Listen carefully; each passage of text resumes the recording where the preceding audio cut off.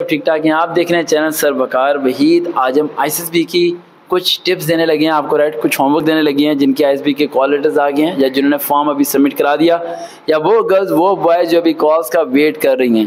ایک بات بتاتا چلوں, صبح سے عائشہ نے ایس ایم ایس کر کے مجھے کافی بتایا کہ اس نے جی ڈی پائلٹ کے لیے اپلائی کیا ہوا تھا اور کافی دیر سے ویٹ کری کہ کالز نہیں آ رہی. تو آج ہی پتہ چلا کہ 20 اکتوبر کے بعد جی ڈی پائلٹ کی گرلز کو کالز آنی شروع ہو جائیں گی. تو ابھی آپ لوگ ٹینشن نہ لیں کہ آپ کو کال نہیں آئی, پتہ نہیں کیا ہو گیا, لسٹ میں نام ہے یا نہیں ہے. 20 اکتوبر تک انتظار کریں. 20 اکتوبر سے 22 اکتوبر یعنی 2 دن کے اندر آپ کو کالز آنی شروع ہو جائیں گی انشاءاللہ, اللہ نے چاہا تو. آج ہم آئی ایس ایس بی کے بارے میں کچھ ٹپس آپ کو دیں گے, کچھ ہوم ورک دیں گے جنہیں آپ نے فالو اپ کرنا ہے. پہلے میں آپ کو ساتھ بتاتا چلوں کہ ایک بڑا سوال اٹھتا ہے کہ سفارش چاہیے ہمیں ریکمنڈ ہونے کے لیے. اگر میں سچ بولوں تو یہ بات سچ بھی ہے کہ چاہیے سفارش, لیکن اگر میں اور زیادہ سچ بولوں تو یہ بات ذہن میں رکھو کہ 10 میں سے 2 بغیر سفارش کے بھی ہوتے ہوں گے, 8 سفارش کے ہو جاتے ہوں گے. وہ جو 2 بغیر سفارش کے ہوتے ہیں نا, ان میں آپ کو ہونا چاہیے.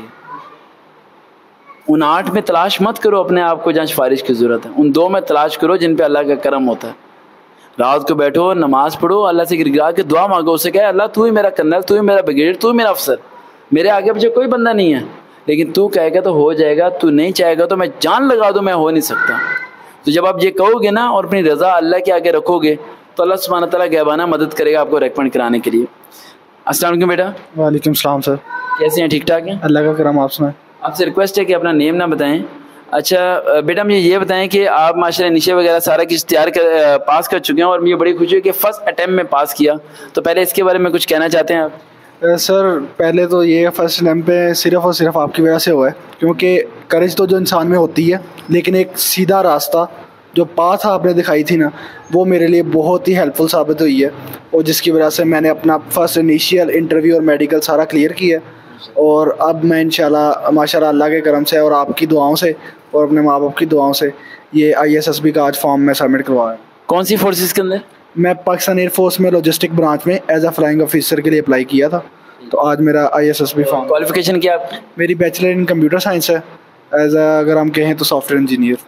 تو لاجسٹکس اینڈ کمپیوٹر سائنس دے بہت ہی ڈفرینٹ بیٹا. سر ڈفرینٹ تو ہے, لیکن انہوں نے وہاں پہ مینشن کیا تھا, سو مجھے میں آپ سے کہتے ہیں کہ لاجسٹک میں ہمیں ایڈمن چاہیے, ایم بی اے چاہیے, تو آپ تو بی ایس سی ایس ہیں, تو اسے کیا جواب دیں گے آپ؟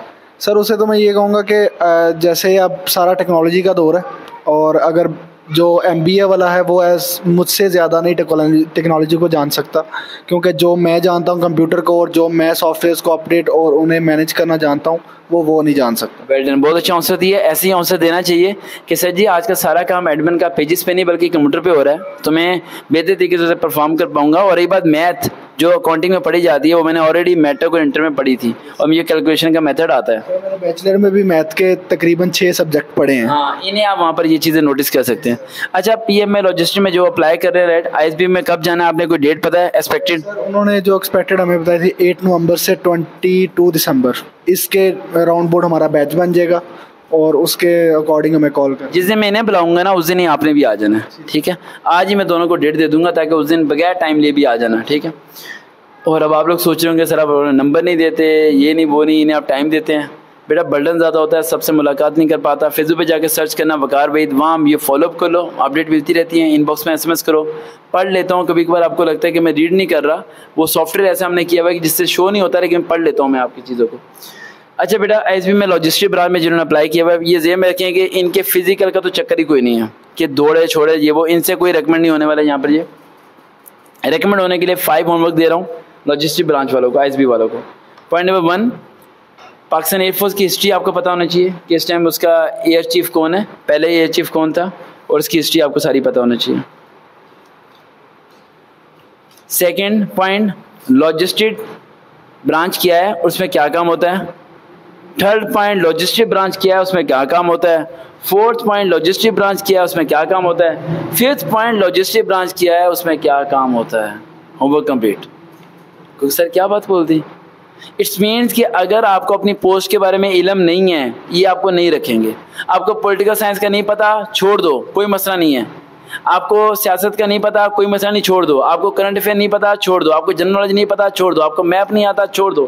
آپ کو انگلش بولنے نہیں آتی, چھوڑ دو. آپ کو کچھ بھی نہیں آتا, forget everything.